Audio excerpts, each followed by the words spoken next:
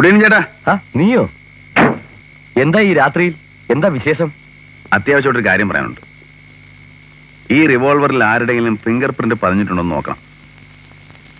ആരുടെ റിവോൾവറാണിത്? ഇതെവിടുന്ന്? അതൊക്കെ ഞാൻ പിന്നെ പറയാം. ചേട്ടൻ ആദ്യം ഒന്ന് എക്സാമിൻ ചെയ്യും. ചേട്ടൻ പേടിക്കൊന്നും വേണ്ട, ഒരു ക്ലൂ കിട്ടുമെന്ന് അറിയാൻ വേണ്ടിയാ. പേടി ഉണ്ടായിട്ടൊന്നുമല്ല, പെട്ടെന്ന് എനിക്കൊന്നും മനസ്സിലാകുന്നില്ല. നീ വരുന്നു, ഒരു റിവോൾവർ കാണിക്കുന്നു, എക്സാമിൻ ചെയ്യാൻ പറയുന്നു. What happen to you? അതൊക്കെ ഞാൻ പിന്നെ പറയാം. ചേട്ടൻ വന്നേ.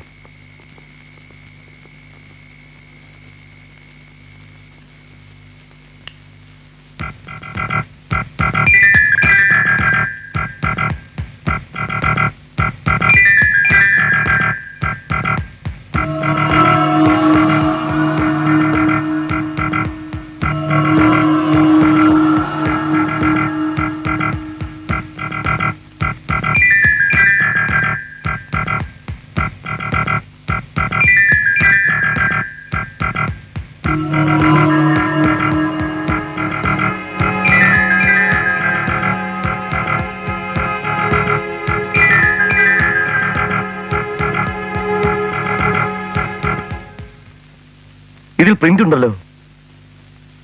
വിരലടയാളത്തിൽ രക്തക്കറയുമുണ്ട്. ഹരി, ഏതായാലും ഒരു പെണ്ണിന്റെ വിരലടയാളമാണ് ഇതിലുള്ളത്. പെണ്ണിന്റെയോ? യെസ്. ഈ തോക്ക് നിനക്ക് എവിടുന്ന് കിട്ടി? ഏത് പെണ്ണാ അത് ഉപയോഗിച്ചത്? ചോദിച്ചത് കേട്ടില്ലേ? നീ എന്താണെന്ന് മിണ്ടാത്തത്? ഞാൻ നാളെ വരാം, അപ്പൊ സംസാരിക്കും. അതുവരെ ഈ തോക്ക് ഇവിടെ തന്നെ ഇരുന്നോട്ടെ. ഈ തോക്കോ? അല്ല പുലിവാലും ആവും. ചേട്ടൻ ഇങ്ങനെ പേടിക്കാൻ തുടങ്ങിയ എങ്ങനെ? കുറച്ച് ദിവസത്തിനകം രാജിയുടെയും സുരേഷിന്റെയും കൊലയാളിയെ അറസ്റ്റ് ചെയ്യാൻ കഴിയുമെന്നാണ് ഇൻസ്പെക്ടർ രാജു പീറ്റർ എന്നോട് പറഞ്ഞത്. രണ്ടും ഒരാൾ തന്നെയാണോ ചെയ്തിരിക്കുന്നത്? അത് വ്യക്തമായിട്ട് പറഞ്ഞില്ല. പോലീസിന് ആരെയാ സംശയം? കൊള്ളാം, അത് അവര് പറയൂ. 2-3 ദിവസത്തിനകം അറസ്റ്റ് നടക്കുമെന്ന് മാത്രമേ പറഞ്ഞുള്ളൂ. രാജിക്കും സുരേഷിനും ഒരുപാട് ശത്രുക്കളുണ്ട്. അവരാരെങ്കിലും ആവാം. വേണ്ട. ഫ്രഷ് ലൈം എനിക്ക് വേണ്ട. ഇത്തിരി മുമ്പ് കാപ്പി കുടിച്ചതേ ഉള്ളൂ. ലത പ്ലീസ്, ഞങ്ങളുടെ ഓഫീസിൽ നിന്ന് ലത ഇതിനു മുമ്പ് ഒന്നും കഴിച്ചിട്ടില്ല. വേണ്ടാഞ്ഞിട്ടാ. It's a pleasure. Please please കൊടുക്കൂ. സാറിന് അയ്യോ എനിക്ക് വേണ്ട. എന്നെ 3 ദിവസം മുമ്പ് പട്ടി അടിച്ചതാ. അതെ അതെ അതെ.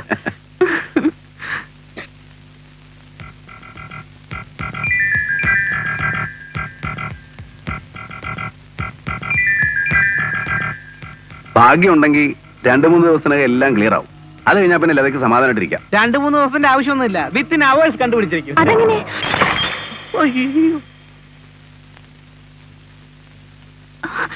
I M sorry. It's all right. ഒരു ഗ്ലാസ് അല്ലേ? എന്നാ ഞാൻ വരട്ടെ. ഓ, അത് ഏത് ബുക്കാണ്? സിഡ്നി ഷെൽഡന്റെ. സിഡ്നി ഷെൽഡൻ എന്റെ പ്രിയപ്പെട്ട ഓതറാണ്. ഞാനൊന്ന് വായിച്ചിരുന്നാ പോരെ? ആണോ? മതിയല്ലോ. ആ. ഞാൻ വരട്ടെ. അല്ല, ഗ്ലാസ് പൊട്ടിക്കിടക്കുന്ന അവിടെ.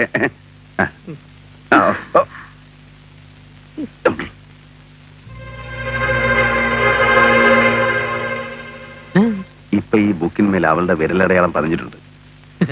തലയിടത്ത് വല്ലതും വേണോടാ നാഞ്ഞൂലേ? ഇതാണ് ഞാൻ sorry sorry sorry sorry sorry sorry.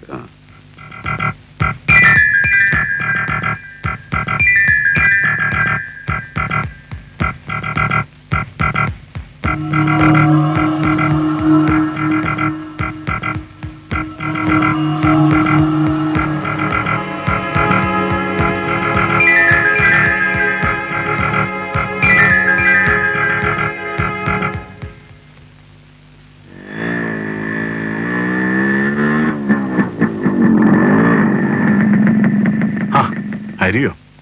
എനിക്ക് അത്യാവശ്യമായിട്ട് കാര്യം പറയാനുണ്ട്. ഞാൻ സ്റ്റേഷനിലേക്ക് പോവുക. നമുക്ക് ജീപ്പിൽ ഇരുന്ന് സംസാരിക്കാം.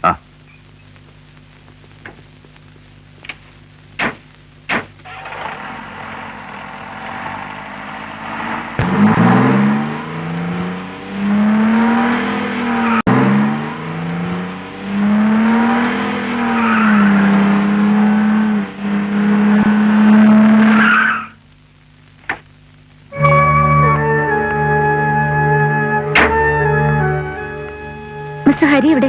അകത്തുണ്ട്.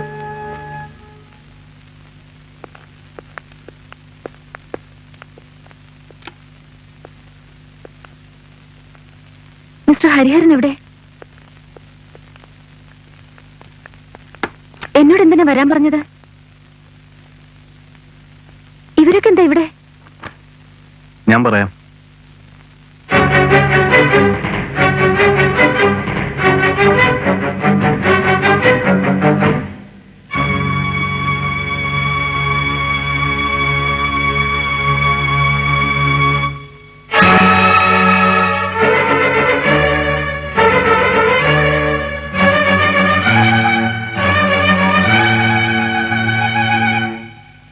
ഈ തോക്കിൽ നിങ്ങളുടെ ഫിംഗർ പ്രിന്റ് ഉണ്ട്, മനുഷ്യരക്തത്തിന്റെ കറയും. അതെങ്ങനെ സംഭവിച്ചു? Please explain. നോ, എനിക്കൊന്നും അറിഞ്ഞൂടാ. എന്ത് സംഭവിച്ചോ അതങ്ങ് തുറന്നു പറഞ്ഞേക്ക്. മറ്റു പോംവഴികളൊന്നും ഇല്ലാത്തതുകൊണ്ടാ. എനിക്കൊന്നും അറിഞ്ഞൂടാ. Please tell the truth. നീ കുറച്ച് അങ്ങോട്ട് വന്നേ, ഞാൻ പറയിപ്പിക്കാം. പ്ലീസ് പോകരുത്. എങ്കിൽ പറയൂ, എന്താണ് സംഭവിച്ചത്? ഈ തോക്കിൽ നിങ്ങളുടെ കൈരേഖ എങ്ങനെ വന്നു? പറയൂ. Come on, tell me.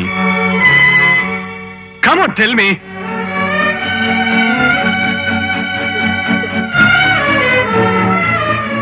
ഞാൻ പറയാം. രാജി പൈസയ്ക്ക് വേണ്ടി ചേച്ചിയെ വിളിച്ചത് എന്റെ മുറിയിലെ ഫോണിലൂടെ ഞാൻ കേട്ടു. പറഞ്ഞ് 4 ദിവസം കഴിഞ്ഞു. പൈസയുമായി നേരെ പുറമ്പത്ത് റോഡിൽ വലതുവശത്ത് കടന്ന ആദ്യത്തെ വീട്ടിൽ വരിക. അതൊരു 2 നില കെട്ടിടമാണ്. ഒരിക്കലും മിസ്സാവില്ല. വന്നില്ലെങ്കിൽ അച്ഛനെ കുറിച്ചുള്ള രഹസ്യം മുഴുവൻ നാളെ നാട്ടിൽ പാട്ടാവും. പൈസ ഇതുവരെ ശരിയായിട്ടില്ല. അല്പം കൂടി സമയം വേണം. ഇനി അവധിയില്ല. നാളെ രാവിലെ വരെ ഞാൻ കാക്കും. വന്നില്ലെങ്കിൽ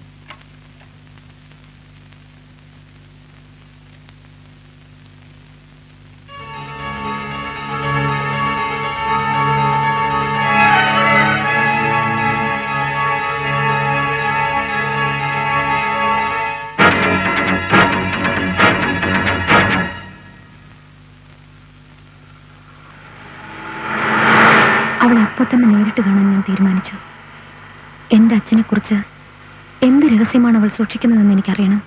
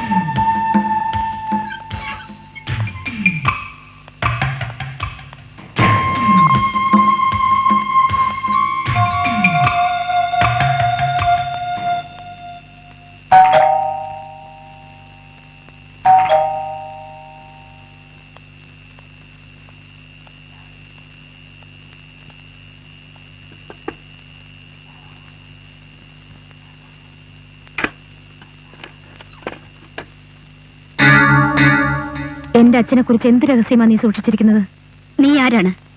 ലതയാണോ? എന്റെ അച്ഛനെ കുറിച്ച് നിനക്ക് എന്തറിയാം? പൈസ കൊണ്ടുവന്നിട്ടുണ്ടോ? രഹസ്യം എന്താന്ന് ആദ്യം പറ. പൈസ എവിടെ? രഹസ്യം എന്താണെന്ന് പറ. നാട്ടുകാരറിയുമ്പോ നീയും അറിഞ്ഞാ മതി.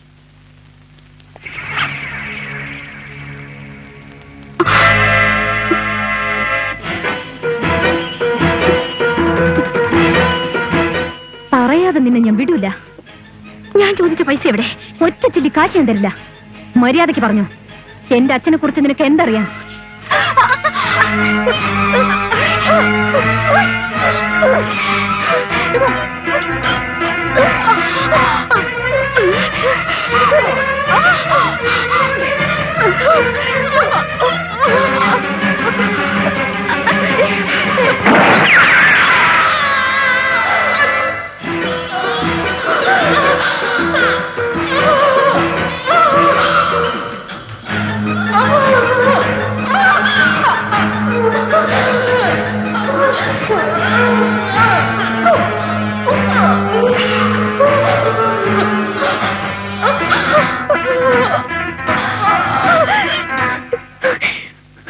അവളെ കൊല്ലണമെന്ന് ഞാൻ ഒരിക്കലും കരുതിയതല്ല.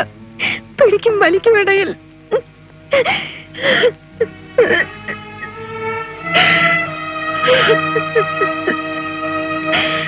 ഈ തോക്ക് ആരുടെയാണ്?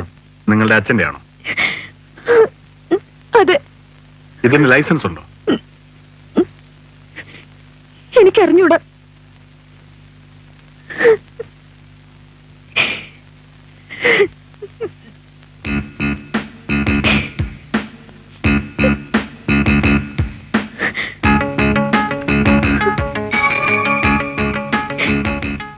പ്ലീസ് രാജു, എനിക്കൊരു കാര്യം പറയാനുണ്ട്.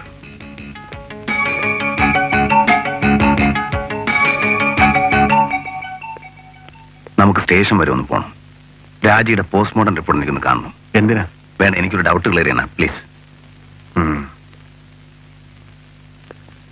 ഞങ്ങളിപ്പോ തിരിച്ചു വരും. അതുവരെ അവരെ സൂക്ഷിച്ചോണം. അവരാർക്കും ഫോൺ ചെയ്യരുത്. ഏതെങ്കിലും ഫോൺ വന്നാൽ അവരുടെ ഉണ്ടെന്ന് പറയരുത്. മനസ്സിലായി സാർ.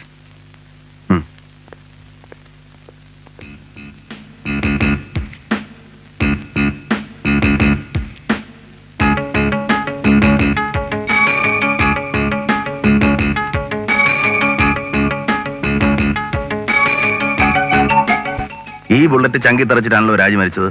അതെ. This bullet is for .38 revolver. This is .32 revolver.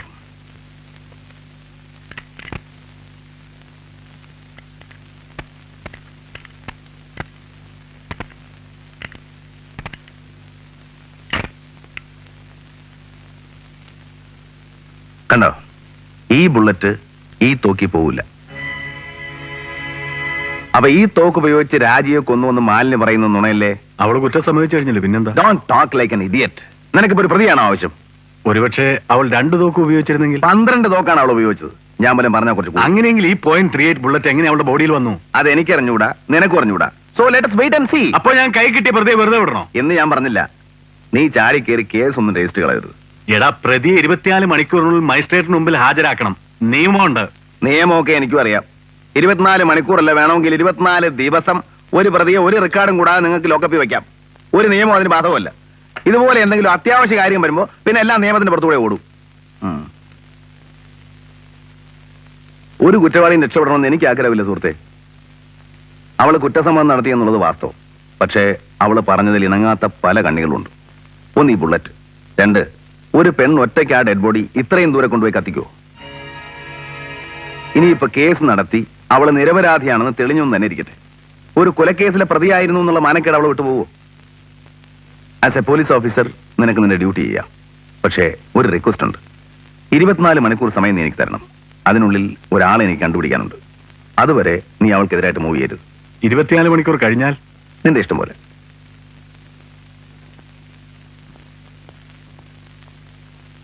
കറുത്ത് തടിച്ച് കാലിൽ മുറിവുള്ള ഒരാളോ? അതെ. ഗോപി എന്നാണോ പേര്? പേരെനിക്കറിയില്ല. ഇതേ ക്ലിനിക്ക് വെച്ച് ഒരിക്കൽ ഞാൻ ആളെ കണ്ടിട്ടുണ്ട്. കാലിൽ കമ്പി കൊണ്ട് മുറിവേറ്റ ആളാണോ? അതെ. ആ, അത് ഗോപി തന്നെ. ഇപ്പൊ ഡ്രസ്സിങ് കഴിഞ്ഞ് അങ്ങോട്ട് പോയതേ ഉള്ളൂ. 5 മിനിറ്റ് ആയി കാണും. അയാളുടെ അഡ്രസ് എന്താ? അയാളുടെ വ്യക്തമായ അഡ്രസ് ഒന്നും അറിയില്ല.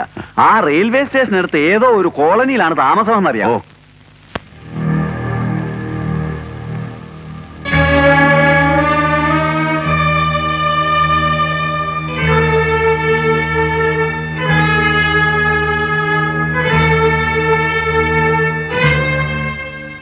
ഈ കൂട്ടത്തിൽ ഗോപിയില്ല.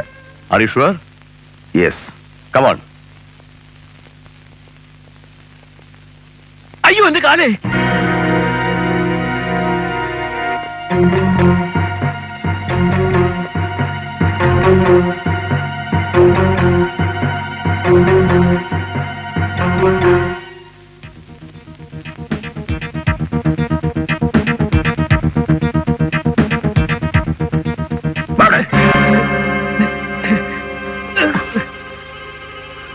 പറയണ റാസ്കൽ, നീ എന്തിനാ പെൺവേഷം കെട്ടി വിളിച്ചത്? എന്നെ ഒന്നും ചെയ്യരുത്. പറയടാ. പറയാം.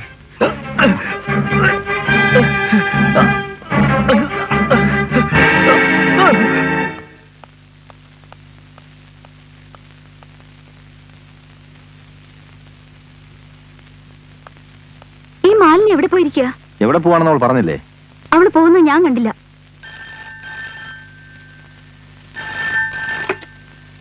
ഹലോ, ലതയല്ലേ? ഞാൻ കുറച്ചു ദിവസം മുമ്പ് വിളിച്ചിരുന്നു, ഓർമ്മയുണ്ടോ? അച്ഛൻ മരിച്ച ദുഃഖമൊക്കെ തീർന്നില്ലേ?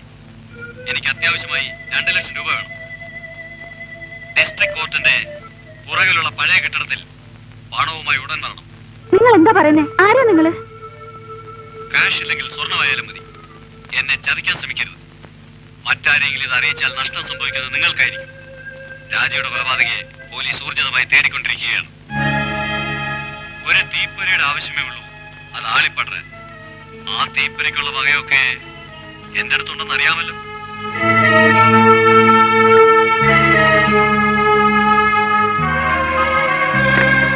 ആരാണ് ഇയാൾ? അന്ന് വിളിച്ചത് ഇയാൾ തന്നെയാണോ? ഒരു കാര്യം തീർച്ചയാ, രാജിയുടെ കൊലയാളി ആരാണെന്ന് ഇയാൾക്കറിയാം. ഒരുപക്ഷെ ഇയാളാവാനും മതി. ലതയ്ക്ക് ധൈര്യമുണ്ടോ? ഉണ്ടെങ്കിൽ ഇയാളെ നമുക്ക് കയ്യോടെ പിടികൂടാം. എങ്ങനെ? ഇവിടെ പൈസ ഇരിപ്പുണ്ടോ? 2 ലക്ഷം രൂപ അയാൾക്ക് കൊടുക്കണോ? അത്രയൊന്നും വേണ്ട, കുറച്ചു മതി. കുറച്ചോ? അതെ, വഴിയൊക്കെ ഞാൻ പറഞ്ഞുതരാം. ഞാൻ പറയുന്നത് പോലെ ലത അനുസരിച്ചാ മതി. കുറ്റവാളിയെ പിടികൂടാൻ പറ്റിയ നല്ല അവസരമാണ്. അത് മിസ് ചെയ്യരുതെന്നാ എന്റെ അഭിപ്രായം. ലതയ്ക്ക് ഭയമാണെങ്കിൽ വരണ്ട, ഞാൻ ഒറ്റയ്ക്ക് വയ്ക്കോളാം. വേണ്ട, ഞാനും വരാം.